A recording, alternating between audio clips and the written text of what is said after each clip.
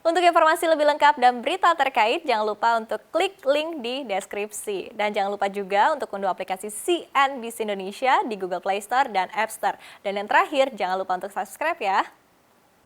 Ya, di tengah kasus penyebaran COVID-19 yang belum mereda, pemerintah rupanya mengurangi alokasi dana untuk penanganan COVID-19 dalam RAPBN 2021. Nah, keputusan mengurangi anggaran ini berbanding terbalik dengan alokasi dana pembangunan infrastruktur yang meningkat secara signifikan. Nah, spontan hal ini menuai kritik dari banyak pihak karena pandemi diprediksi masih belum akan pulih di tahun depan. Nah, seperti apa detailnya kita akan simak bersama dalam Indonesia Gempur Infrastruktur di tahun 2021.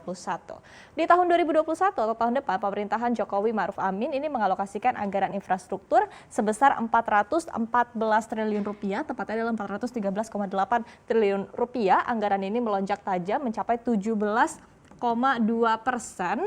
dari total alokasi pada tahun ini yang sebesar 281,1 triliun rupiah. Dan secara rinci, Kementerian Pekerjaan Umum dan Perumahan Rakyat ini akan mendapatkan pagu anggaran sebesar 149,81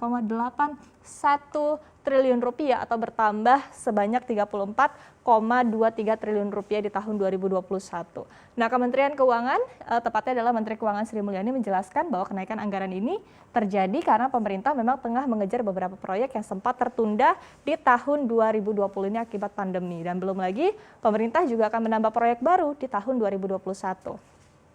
Selain itu, kenaikan anggaran infrastruktur ini juga diharapkan dapat mengakselerasi pemulihan ekonomi secara nasional di tahun depan.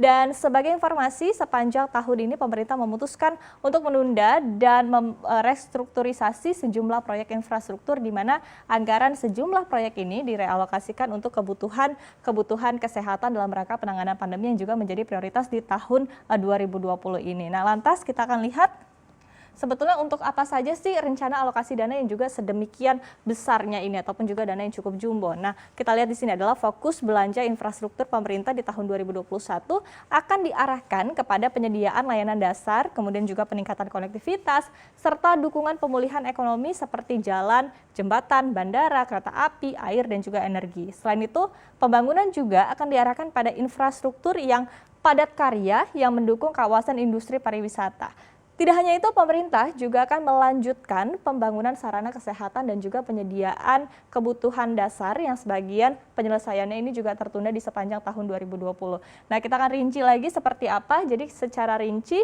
Menteri PUPR Basuki Hadimulyono ini menjelaskan ya bahwa anggaran untuk di kementeriannya ini akan dimanfaatkan untuk pembangunan infrastruktur sumber daya air, diantaranya adalah untuk 54 bendungan. Kemudian ada juga yang terdiri dari 11 bendungan baru dan juga 43 bendungan yang tengah diselesaikan. Kemudian ada juga 24 embung, serta ada 25.000 hektar lahan irigasi. Ini adalah lahan baru, kemudian ada juga untuk konektivitas.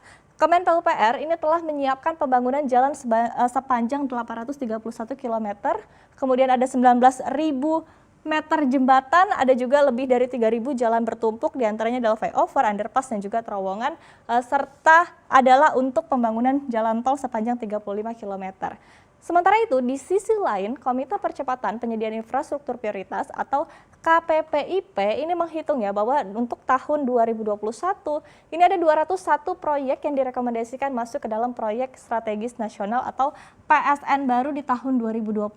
Di antaranya ini adalah 201 proyek dan tidak hanya itu, akan ada 10 program yang direkomendasikan untuk masuk ke dalam PSN ini sehingga untuk nilai totalnya dari investasi ini adalah mencapai 4.721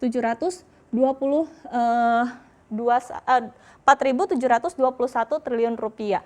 Dan sementara itu mengacu kepada Rencana Pembangunan Jangka Menengah Nasional atau RPJMN, ini disebutkan ya untuk tahun 2020 hingga 2024 yang tertuang dalam Perpu nomor 18 tahun 2020, ini Kemen PUPR telah didapuk untuk membiayai pembangunan infrastruktur senilai 2.058 triliun rupiah. Yang mana ini sebetulnya hanya sebesar 37% dari total proyek, di mana sisanya ini BUMN turut membiayai sebanyak 21%, kemudian untuk swasta ini membiayai sebanyak 42%. Sementara untuk total nilai proyek ini adalah mencapai 6.400 45 triliun rupiah, bayangkan. Ini untuk jangka menengah dari tahun 2020 hingga tahun 2024. Dan proyek ini meliputi pembangunan infrastruktur untuk SDA, kemudian ada juga jalan, jembatan, pemukiman, dan juga perumahan.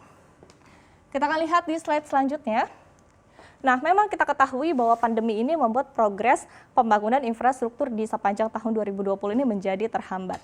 Meskipun belum ada keterangan secara resminya ya, seperti apa sih sebetulnya detail proyek yang terhambat ataupun juga molor di sepanjang tahun 2020 ini, khususnya untuk PSN yang mundur gitu penyelesaiannya. Tapi kita bisa lihat di sini adalah sejumlah ancang-ancang ya begitu ya. Jadi dari 18 proyek PSN yang dikerjakan oleh Kemenhub sepanjang tahun ini, rupanya hanya ada 2 proyek yang diperkirakan akan selesai di tahun 2020, yaitu adalah kereta api tebing tinggi Kuala Tanjung, kemudian ada juga pelabuhan Kek Maloy. Sementara untuk di tahun 2021, ada 2 proyek yang ditargetkan akan selesai, yaitu adalah kereta api Rantau Perapat Duri Pekanbaru, kemudian juga ada kereta api akses Bandara Yogyakarta Kulon Progo. Sementara untuk dari sektor migas ada juga PSN yang diproyeksikan akan mundur, ialah Tangguh Tren 2 dan juga Jambaran Tiung Biru. Sebetulnya ada banyak sekali, tapi terlalu panjang kalau kita jelaskan satu-satu, dan sekali lagi tadi disebutkan adalah rilis resminya masih belum keluar hingga saat ini. Kita akan update seperti apa ya nanti ke depannya. Sementara itu, kita akan lihat terlebih dahulu ya, seperti apa sih anggaran infrastruktur dari tahun ke tahun. Kita lihat dari tahun 2016 terlebih dahulu, di mana anggaran infrastruktur ini awalnya hanya sebesar 269,1. Tapi kita ketahui bahwa memang prioritas dari masa pemerintahan Presiden Joko Widodo ini adalah memang fokus kepada infrastruktur, sehingga memang wajar kalau kita lihat dari tahun ke tahunnya, angka ini juga semakin meningkat. Kita lihat lagi di tahun 2017, menjadi 379,9 triliun rupiah, kemudian naik lagi menjadi 394 dan naik tipis lagi di tahun 2019 394,1 sebelum akhirnya karena pandemi ini harusnya naik lagi begitu ya di tahun 2020, tapi rupanya karena pandemi harus turun ke 281,1 dan rupanya kita lihat lagi dalam era APBN tahun 2021 anggaran infrastruktur menjadi all time high atau yang tertinggi sepanjang sejarah, menjadi sebanyak 414 triliun rupiah. Meskipun sebetulnya sekali lagi disebutkan di tahun depan pandemi diprediksi masih belum akan sepenuhnya hilang. Nah, karena inilah makanya muncul nih jadi sejumlah kontroversi terkait dengan penetapan anggaran infrastruktur ini, di mana sebetulnya ada ekonom senior Faisal Basri misalnya. Jadi ia pun menyebutkan dan mengkritisi kenapa sih akhirnya anggaran ini untuk infrastruktur bisa menjadi yang tertinggi sepanjang sejarah, meskipun kita ketahui bahwa pandemi masih belum selesai. Ia pun akhirnya menduga ya bahwa alokasi pembangunan infrastruktur ini menjadi fokus penting pemerintah jika dibandingkan dengan alokasi kesehatan, di mana anggaran sektor kesehatan sendiri ini di tahun 2021 justru menurun. Dan inilah akhirnya menjadi alasan kenapa sih akhirnya kebijakan ini banyak dikritisi oleh banyak pihak. Nah, selain itu, kritikan juga datang dari pengamat kebijakan publik, ada Jerry Messi yang juga mempertanyakan nih nafsu pembangunan infrastruktur di era Jokowi. Meskipun sekali lagi kondisi saat ini lagi krisis dan juga pandemi corona, ia pun mengkhawatirkan bahwa nantinya ke depannya beban utang negara akan membengkak akibat pandemi ditambah lagi dengan pembangunan infrastruktur.